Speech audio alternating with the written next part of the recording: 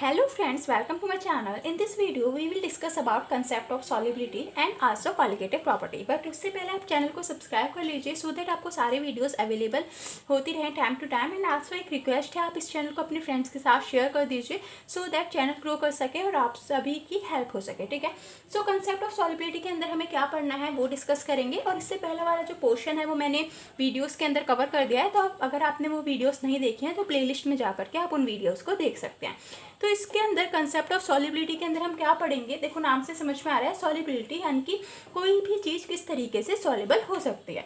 तो यहाँ पे हमें एक टर्म पढ़नी है that is like dissolve in like. इसका क्या मतलब है, सेम डिजॉल्व इन सेम से आप इसे बोल सकते हो. मतलब कि जो हमारे पोलर सब्सटेंस हैं वो किसके अंदर डिजॉल्व होंगे, पोलर सब्सटेंस के अंदर. मतलब इसे आप ऐसे रिलेट कर लो कि अगर पोलर सॉल्यूट है तो वो पोलर सॉल्वेंट के अंदर डिजॉल्व होगा और जो नॉन पोलर सब्सटेंस हैं वो हमारे नॉन पोलर के अंदर डिजॉल्व होंगे. ठीक है. तो लाइक डिजॉल्व लाइक का क्या मतलब है कि जिनका नेचर सेम है वो अपने सेम नेचर के सॉल्वेंट के अंदर क्या होंगे, डिजॉल्व होंगे. तो आई थिंक इतना क्लियर है. अब हमारे जो पोलर सब्सटेंस हैं, पोलर कौन से होते हैं और नॉन पोलर, अगर आपको वो नहीं पता है तो मैं बता देती हूँ. पोलर का क्या मतलब होता है कि जिनमें क्या हो, पोल हो. पोल यानी कि पॉजिटिव और नेगेटिव से हम इसे रिलेट करके चलते हैं. फॉर एग्जाम्पल देखो जैसे NaCl, तो Na पे कौन सा चार्ज होता है, पॉजिटिव, क्योंकि एक ऐसा एलिमेंट है हमारा इलेक्ट्रोपॉजिटिव. और Cl पे कैसा चार्ज होता है, नेगेटिव. तो ये इस तरीके से आयनाइज हो सकता है Na positive plus Cl negative. तो इसमें दो अपोजिट पोल हमें दिख रहे हैं. तो ये कैसा सब्सटेंस हो गया, पोलर. और नॉन पोलर की अगर हम बात करें, फॉर एग्जांपल ग्लूकोज ले लो C6H12O6, तो ये कैसा सब्सटेंस है, नॉन पोलर सब्सटेंस. तो समझ में आ गया पोलर और नॉन पोलर का क्या मतलब है. अब इसे मैं रब कर देती हूँ. और अब हम क्या पढ़ेंगे, जैसे अगर पोलर सब्सटेंस को हमें डिजॉल्व करना है तो उसके अंदर कौन कौन सी बॉन्डिंग हेल्प करती है. तो पोलर सब्सटेंस के अंदर जो हम बॉन्डिंग पढ़ते हैं वो पहली तो हमारी होती है हाइड्रोजन बॉन्डिंग. तो हाइड्रोजन बॉन्डिंग क्या है, ये आपने 11th क्लास के अंदर अच्छे से पढ़ा था कि ये दो तरीके की होती है हमारी, इंटर एंड इंट्रा. ठीक है. इसके अलावा पोलर सब्सटेंस के अंदर और कौन सी बॉन्डिंग हम पढ़ते हैं, that is ion dipole interaction. ठीक है. Ion dipole, dipole dipole interaction, ये सारी हमारी पोलर सब्सटेंस के अंदर आती है. और नॉन पोलर के अंदर हमारी कौन सी बॉन्डिंग हम पढ़ते हैं, दैट इज लंडन फोर्स और वैन वाल इंटरेक्शन. ठीक है. तो अब हम कुछ एग्जांपल्स पढ़ेंगे कि सॉलिड को हम किस तरीके से लिक्विड के अंदर डिसॉल्व कर सकते हैं, लिक्विड इन लिक्विड को कैसे डिसॉल्व कर सकते हैं, गैस इन लिक्विड किस तरीके से डिसॉल्व कर सकते हैं. सो सॉलिड इन लिक्विड की अगर मैं बात करूं तो इसका भी हमने एक एग्जांपल पढ़ा, दैट इज कॉमन सॉल्ट हमारा NaCl. तो NaCl क्या है, सॉलिड. और इसे हम जनरली आप समझ लो कि वाटर के अंदर आप इसे डिसॉल्व कर रहे हो. तो ये हमने पढ़ लिया भी कि ये कैसा होता है हमारा, पोलर. और वाटर भी हमारा कैसा है, देखो पोलर है, H पॉजिटिव OH नेगेटिव. तो पोलर डिसॉल्व इन पोलर. तो इसे आपको आई थिंक अब क्लियर हो गया होगा. तो ये किसका एग्जाम्पल हो गया, सॉलिड इन लिक्विड का. इसके अलावा काफ़ी सारे एग्जाम्पल हैं तो आप कमेंट में बता सकते हो अगर आपको इससे अलावा कोई एग्जाम्पल याद आ रहा हो. अब हम बात किसकी करते हैं, लिक्विड इन लिक्विड. ठीक है. इसे मैं पूरा नहीं लिख रही हूँ, जस्ट टाइम वेस्ट होगा लिखने में, तो इसे मैंने शॉर्ट में लिख दिया है. लिक्विड इन लिक्विड के अंदर क्या है, जैसे कि हमारी अल्कोहल. तो अल्कोहल क्या होती है, CH3OH. ठीक है. मिथेनॉल अगर हम लेकर के चल रहे हैं, और वाटर. तो ये दोनों क्या है, ये भी लिक्विड है और ये भी लिक्विड है. तो यहाँ पे हमारी कौन सी बॉन्डिंग आ जाएगी, अब हाइड्रोजन बॉन्डिंग. तो ये हमारी कौन सी हो गई, क्या कहते हैं, एग्जाम्पल किसका हो गया, लिक्विड इन लिक्विड का. इसके अलावा सॉलिड इन लिक्विड पढ़ लिया हमने, लिक्विड इन लिक्विड पढ़ लिया. Now we have to study about gas in liquid. यानी कि अगर हमारे को गैस को लिक्विड के अंदर डिसॉल्व करना है तो उसका एग्जाम्पल, वेल नोन है, that is CO2 in your cold drinks. ठीक है. सॉफ्ट ड्रिंक के अंदर हमारी क्या प्रेजेंट होती है, CO2 गैस प्रेजेंट होती है. तो आपको ये पता होना चाहिए सबसे पहले तो कि ये CO2 हम क्यों ऐड करते हैं. तो CO2 का क्या काम होता है, to enhance the flavour of cold drink. Cold drink का फ्लेवर को ये क्या करती है, एनहांस करती है. ये यहाँ पे क्या फॉर्म करती है, अगर फॉर योर जनरल नॉलेज, तो ये कार्बोनिक एसिड H2CO3 फॉर्म करती है, जो कि हमारा क्या है, वीक एसिड है. ठीक है. जो कि एक सेंसेशन आपकी माउथ के अंदर प्रोड्यूस करता है. तो यहाँ पे ये हमारा किसका एग्जाम्पल है, गैस इन लिक्विड का. अब इसके बारे में थोड़ा सा डिटेल में पढ़ते हैं कि किस तरीके से गैस जो है, फॉर एग्जांपल ये CO2 है हमारी और यहाँ पे हमारी कोई सॉफ्ट ड्रिंक हम लेकर के चल रहे हैं। तो देखो जैसे ये CO2 के पार्टिकल्स हैं, तो आपको ये कहा जाता है कि अगर आपको सॉफ्ट ड्रिंक पीनी है तो आप उसे कब पियो, फ्रिज के अंदर जब हम उसे रखते हैं। क्यों? ताकि उसका टेम्परेचर क्या हो सके, लो हो सके। तो फ्रिज के अंदर हम जब भी रखते हैं तो टेम्परेचर लो हो जाता है, जिसकी वजह से उसका फ्लेवर बेटर आता है इन कंपेयर टू आपकी जो मार्केट से आप डायरेक्ट परचेज करके ला रहे हो, जो कि ठंडी नहीं है। तो इसका क्यों फ़र्क पड़ता है उसे देखते हैं। Second, gas in liquid. तो देखो जैसे टेम्परेचर हमने क्या कर दिया, लो। अब टेम्परेचर के लो होने से फ्लेवर कैसे बढ़ा उसके बारे में हम पढ़ रहे हैं, ठीक है। या फिर ऐसे आप ऐसे भी बोल सकते हो कि फ्लेवर के लो होने से गैस की सॉल्युबिलिटी कैसे बढ़ गई। तो जब हमारा टेम्परेचर लो होगा तब क्या होगा, काइनेटिक एनर्जी भी क्या हो जाएगी, लो। अगर आपको याद हो तो हमने ये रिलेशन पढ़ा था गैसेस स्टेट वाले चैप्टर के अंदर, 11th क्लास के अंदर आपने लोगों ने पढ़ा होगा कि जैसे जैसे हम टेम्परेचर को कम करते जाते हैं काइनेटिक एनर्जी भी पार्टिकल्स की कम होती जाती है, और जैसे जैसे आप टेम्परेचर बढ़ाते जाओगे काइनेटिक एनर्जी भी क्या है, बढ़ती चली जाएगी। काइनेटिक एनर्जी का क्या मतलब है कि टेंडेंसी एक मॉलिक्यूल की to move in a space. तो जैसे अगर हमने यहाँ पे टेम्परेचर कम कर रखा है तो kinetic energy in CO2 particles की क्या होगी, कम होगी, और जब हम टेम्परेचर बढ़ा देंगे तो CO2 की जो मूविंग टेंडेंसी है वो बढ़ जाएगी। हमें क्या करना है, हमारे को CO2 को सॉल्युबलाइज करना है। उसके लिए हमें क्या चाहिए कि वो CO2 के पार्टिकल्स एक जगह से दूसरी जगह कम से कम मूव करें, तो वो उतने ईजिली वो क्या हो जाएंगे, सॉल्युबलाइज हो जाएंगे। तो हम क्या करते हैं, टेम्परेचर को लो लेकर के चलते हैं। लो करने से क्या हो रहा है, काइनेटिक एनर्जी कम हो रही है, जिसकी वजह से सॉल्युबिलिटी ऑफ गैस क्या हो रही है, इंक्रीज हो रही है, ठीक है। तो देखो अब हमने टेम्परेचर का इफेक्ट पढ़ लिया सॉल्युबिलिटी ऑफ गैस पे। अब क्या प्रेशर का भी कोई इफेक्ट पड़ता है? टेम्परेचर तो हमने पढ़ लिया कि अगर लो टेम्परेचर है तो सॉल्युबिलिटी क्या हो रही है, इंक्रीज। तो प्रेशर का क्या इफेक्ट पड़ेगा उसके बारे में हम पढ़ते हैं। तो देखो जब हमारी CO2 के पार्टिकल्स हैं, जब हम इस पर बाहर से प्रेशर लगाएंगे तो उसके CO2 के पार्टिकल्स पास पास आ जाएंगे, और पास पास आने से वो ईजिली सॉल्युबलाइज हो पाएंगे लिक्विड के अंदर। तो अगर हम प्रेशर इंक्रीज कर दें, ठीक है, तो ये दो कंडीशन याद रखना, और टेम्परेचर को क्या कर दें, डिक्रीज कर दें, तो जो सॉल्युबिलिटी है गैस की इन लिक्विड वो इंक्रीज हो जाती है। इसके बारे में ये जो हमने अभी पढ़ा कि टेम्परेचर कम होने से सॉल्युबिलिटी क्या हो रही है, बढ़ रही है, और प्रेशर बढ़ाने से हमारी सॉल्युबिलिटी क्या हो रही है, बढ़ रही है। तो ये इसके लिए एक लॉ था, दैट इज़ हेनरीज लॉ। तो उसके लिए मैंने एक अलग से वीडियो बना दिया, आप जा करके उस वीडियो को देख सकते हैं, ठीक है। तो ये हमने गैस पे क्या इफेक्ट पड़ता है टेम्परेचर और प्रेशर का वो पढ़ लिया है। Now we have to study colligative properties. But colligative properties को पढ़ने से पहले मैं आपको दो प्रॉपर्टीज और बता देती हूँ, that is intensive and extensive property, ठीक है। इंटेंसिव प्रॉपर्टी क्या होती हैं, जो कि अमाउंट ऑफ सब्सटेंस पे डिपेंड नहीं करती, और एक्सटेंसिव प्रॉपर्टी जो कि अमाउंट ऑफ सब्सटेंस पे डिपेंड करती हैं। इसका क्या मतलब है, फॉर एग्जांपल इसे समझो टेम्परेचर। तो टेम्परेचर हमारी क्या है, इंटेंसिव प्रॉपर्टी, ये अमाउंट ऑफ सब्सटेंस पे डिपेंड नहीं करती। इसका क्या मतलब है कि मान लो यहाँ पे हमारी 4 पर्सन है और एक जगह हमारे क्या है 10 पर्सन है, ठीक है। तो जो टेम्परेचर फील होगा इन 4 पर्सन को भी सेम होगा, और यहाँ पे 10 पर्सन जो है उनको भी सेम होगा, यानी कि अमाउंट ऑफ सब्सटेंस से कोई रिलेशन नहीं है टेम्परेचर का। सब्सटेंस ज़्यादा हो या फिर कम हो, उस पर जो टेम्परेचर लगेगा वो क्या होगा, सेम होगा। तो ऐसी प्रॉपर्टी हमारी कौन सी होती है, इंटेंसिव प्रॉपर्टी, जो कि अमाउंट ऑफ सब्सटेंस पे डिपेंड नहीं करती। तो हमारा टेम्परेचर, प्रेशर, डेंसिटी से आप लिख सकते हो, यहाँ पे मैं लिख दे रही हूँ, आई थिंक विजिबल है, हाँ।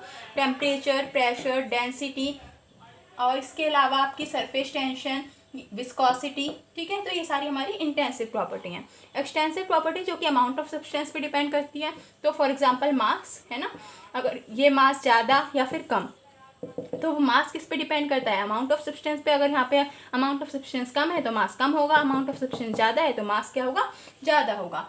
इसके अलावा एंथैल्पी, जिसे हम एच से रिप्रेजेंट करते हैं, एंट्रोपी, ये सारी हमारी क्या है, एक्सटेंसिव प्रॉपर्टी है। Internal energy is also extensive property, ठीक है। तो अब हमने इंटेंसिव और एक्सटेंसिव प्रॉपर्टी पढ़ लिया है। Now we come to the colligative properties, ठीक है। इसे यस, सो यहाँ पे मैंने कॉलिगेटिव प्रॉपर्टी की डेफिनेशन लिख दी है। तो वो प्रॉपर्टीज जो कि किस पे डिपेंड करती हैं, नंबर ऑफ सॉल्यूट पार्टिकल पे, तो वो प्रॉपर्टीज को हम क्या बोलते हैं, कॉलिगेटिव प्रॉपर्टीज। तो यहाँ पे देखो, the properties of a solution which depend upon the number of solute particle यानी कि मॉलिक्यूल आयन उसके अंदर कितने प्रेजेंट हैं उस पर डिपेंड करती हैं, किस पे डिपेंड नहीं करती, but not on a chemical nature of solute. तो ये हमारी क्या होती है कॉलिगेटिव प्रॉपर्टी। आई थिंक समझ में आ गया होगा, तो मैं इसे रीड कर देती हूँ, आप नोट डाउन कर लो। The properties of a solution which depend upon the number of solute particle molecule और ion present in a definite amount of solvent but not on a chemical nature of solute. तो I think समझ में आ गया होगा आपको। Simple सी बात है कि वो प्रॉपर्टीज जो कि नंबर ऑफ सॉल्यूट पार्टिकल्स पे डिपेंड करती हैं बट वो सॉल्यूट का नेचर कैसा है उस पर डिपेंड नहीं करती, ऐसी प्रॉपर्टीज़ को हम क्या बोलते हैं कॉलिगेटिव प्रॉपर्टीज़। अब ये जो कॉलिगेटिव प्रॉपर्टीज़ हैं जो कि हमें स्टडी करनी है वो ये चार हैं। Relative lowering of vapour pressure, the elevation of BP क्या है boiling point, depression of freezing point and osmotic pressure. तो ये चार प्रॉपर्टीज़ को हमें क्वालिटेटिव प्रॉपर्टीज़ को हमें डिस्कस करना है। अब आप कोई भी चीज़ पढ़ते हो तो आपको एक चीज़ माइंड में आना चाहिए कि इसका इंपॉर्टेंस क्या है। तो इन प्रॉपर्टीज़ का क्या इंपॉर्टेंस है, इनको हम यूज़ करते हैं मॉलिक्यूलर मास को फाइंड आउट करने में ऑफ नॉन वॉलेटाइल सब्सटेंस। तो नॉन वॉलेटाइल सब्सटेंस का जो सॉल्यूट हम इसके अंदर ऐड करेंगे या फिर नॉन वॉलेटाइल सब्सटेंस को अगर हमारे को उसका मॉलिक्यूलर मास को फाइंड आउट करना है तो हम इन कॉलिगेटिव प्रॉपर्टीज़ का यूज़ कर सकते हैं। तो एक एक करके हम इन कॉलिगेटिव प्रॉपर्टीज़ को डिस्कस करेंगे। So first one is relative lowering of vapour pressure. तो इसमें जाने से पहले आपको ये पता होना चाहिए कि वेपर प्रेशर क्या होता है। तो अब हम वेपर प्रेशर के बारे में डिस्कस कर लेते हैं, ठीक है। तो अब मैं इसको रब कर देती हूँ और हम वेपर प्रेशर के बारे में पढ़ते हैं। तो वेपर प्रेशर क्या होता है, इसे यहाँ पे मैं इस तरीके से लिख देती हूँ, ठीक है। ये क्या है हमारा वेपर प्रेशर। तो इसे आप ऐसे समझो कि ये हमारे पास एक बीकर है, इसके अंदर ये लिक्विड प्रेजेंट है।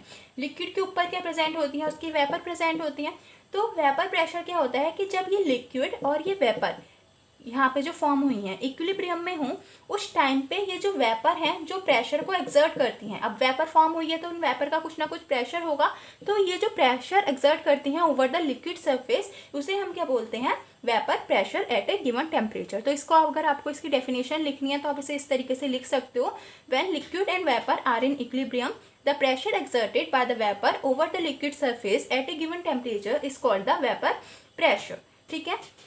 और वेपर प्रेशर को हम मेज़र किससे करते हैं, मैनोमीटर की हेल्प से। उसके अंदर हम मरकरी फिल करके रखते हैं, उससे हम इसे मेज़र करते हैं। तो जितनी ज़्यादा लिक्विड के ऊपर वेपर फॉर्म होंगी उतनी ही ज़्यादा उनका क्या होगा वेपर प्रेशर, ठीक है। तो वेपर प्रेशर को दो चीज़ें इफेक्ट करती हैं, अब हम उसके बारे में पढ़ लेते हैं। वो दो चीज़ें क्या हैं हमारी, एक तो टेम्परेचर है and second thing is nature of liquid, ठीक है। एक सेकेंड, यस। तो टेम्परेचर का इफेक्ट किस तरीके से पड़ता है वेपर प्रेशर पे, उसके बारे में अगर हम पढ़ें तो देखो जितना ज़्यादा टेम्परेचर होगा, हमने अभी पढ़ा था, उतनी ज़्यादा क्या होगी काइनेटिक एनर्जी, और जितनी ज़्यादा काइनेटिक एनर्जी होगी मॉलिक्यूल की मूव करने की टेंडेंसी उतनी ज़्यादा होगी, उतनी ज़्यादा उसकी टेंडेंसी होगी कि वो लिक्विड फेज से क्या हो उतनी ही जल्दी से वेपर फेज के अंदर ट्रांसफॉर्म हो। तो जैसे जैसे हम टेम्परेचर इंक्रीज करते जाएंगे नंबर ऑफ वेपर्स क्या होती जाएंगी, इंक्रीज होती जाएंगी, और अगर नंबर ऑफ वेपर इंक्रीज हो रही है तो वेपर प्रेशर भी क्या होता जाएगा, इंक्रीज होता जाएगा। तो अगर आपसे क्वेश्चन इस तरीके से आता है कि कौन कौन से फैक्टर हैं जो कि वेपर प्रेशर को इफेक्ट करते हैं, तो आप बोलोगे पहले तो टेम्परेचर, अगर हम टेम्परेचर बढ़ा रहे हैं तो वेपर प्रेशर भी क्या होगा, इंक्रीज होगा।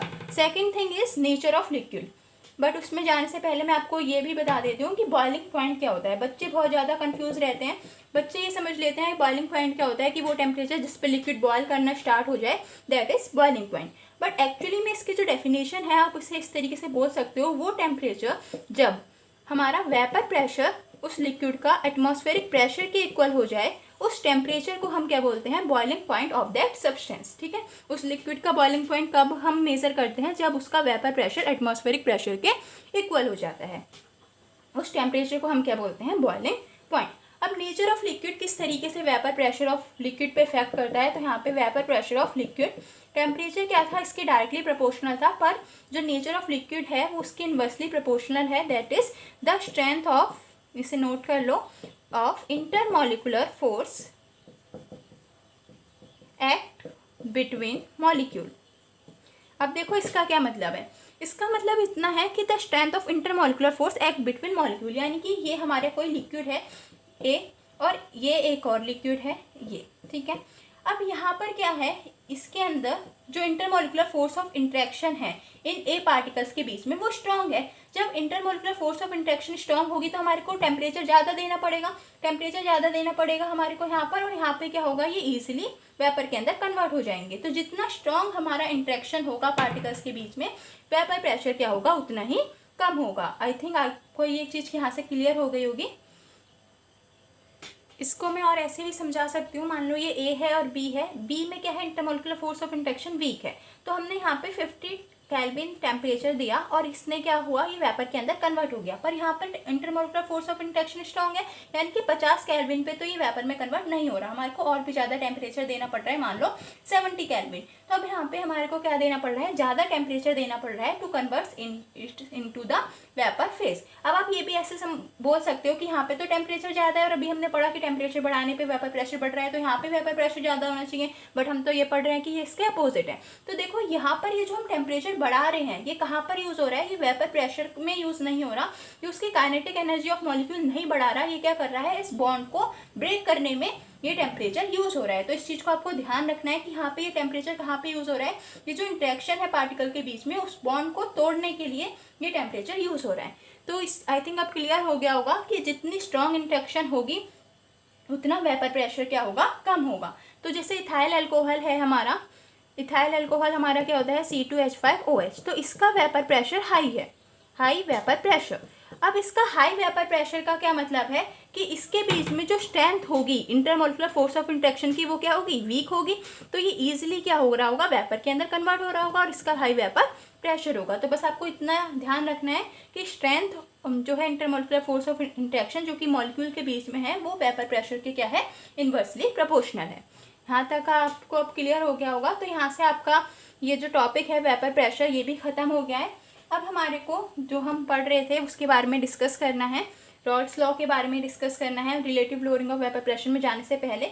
बट उसके अंदर भी जाने से पहले हमें पता होना चाहिए volatile and non volatile substance.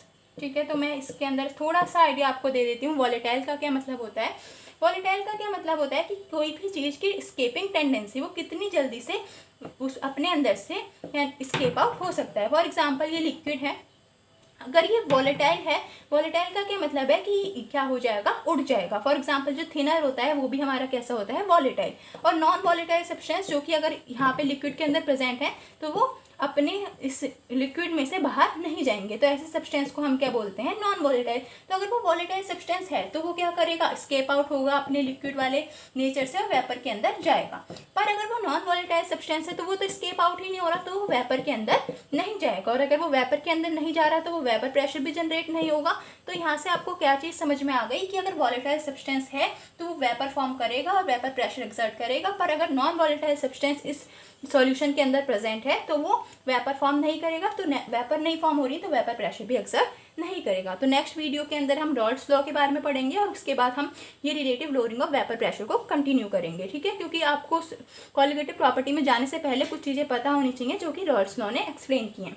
But अगर आपको ये मेरी वीडियोस पसंद आ रही हैं तो प्लीज़ वीडियो को लाइक करिए, चैनल को सब्सक्राइब करिए और एक इम्पॉर्टेंट थिंग, चैनल को अपने फ्रेंड्स के साथ शेयर करिए और वीडियो कैसी लग रही है उसे कमेंट में करके ज़रूर बताइए। और कोई भी आपको प्रॉब्लम आती है वीडियो में वॉच करते टाइम, कोई भी चीज़ नहीं समझ में आ रही है तो उसे भी आप कमेंट में मेंशन कर सकते हैं, मैं उसको एक्सप्लेन कर दूँगी। Thank you for your help, bye bye.